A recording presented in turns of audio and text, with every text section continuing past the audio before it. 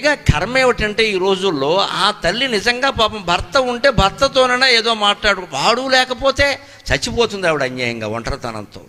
భార్య లేకపోతే భర్త పరిస్థితి ఏమిటండి? 60 ఏళ్ళు 70 ఏళ్ళు వచ్చాక భార్య పోతే అంతకంటే పెద్ద దౌర్భాగ్యం ఇంకోటి లేదండి. మగాడికి ముఖ్యంగా ఆర్థికమైన లోటు లేకపోతే ఆడవాళ్ళకి ఏదో నడిచిపోతుందండి. ఎందుకంటే వాళ్ళ కాఫీ వాళ్ళు కాచుకుంటారు, ఇంత ఉడకేసుకుంటారు. మా మగాళ్ళ బతుకులు ఏంటంటే అన్నిటికీ ఆడవాళ్ళ మీద ఆధారపడతాం. మాది పూర్వతరం, బాగా చేసేవాళ్ళే దొరికారు మా అదృష్టం కొద్దీ, మమ్మల్ని చేయనివ్వరు వాళ్ళు. అందుకే ఏమన్నా జరిగిందంటే ఇక వీడు అవుట్, వీడు కాఫీ ఇచ్చేవాళ్ళు లేరు ఇక్కడ ఇంట్లో. ఎందుకంటే భార్యను అడిగినట్టుగా కోడలను అడగలేమమ్మా, కష్టం అది. పెద్దవాళ్ళకి ఎప్పుడు అంటే వాళ్ళకి ఇష్టమైన ఆహారం పెట్టాలమ్మా, మన నిబంధనలు వాళ్ళకి పెట్టకూడదు. రంగమార్తాండ సినిమా చూస్తే అర్థమవుతుంది. అందులో ప్రకాష్ రాజు కోడలు, మీకు డైట్ ఫుడ్ తెచ్చాను పొద్దున్నే, నేను ఏదో పెద్ద కాస్త మనుషులు తినే ఫుడ్ పెట్టమ్మా అని చెబుతాడు. ఎందుకని ఆ ముసలాడు వాళ్ళకి 70 ఏళ్ళు 80 ఏళ్ళు ఉన్న వాడికి ఏదో పొద్దున్నే పులిహార తినాలని ఉంటుంది, పెసరట్టు తినాలి, ఉప్మా. నువ్వు వాడికి ఆరోగ్య సూత్రాలు చెబుతావు ఇక్కడ. వాడికంటే ఆరోగ్యం 10 ఏళ్ళ వాడికి చెప్పండి.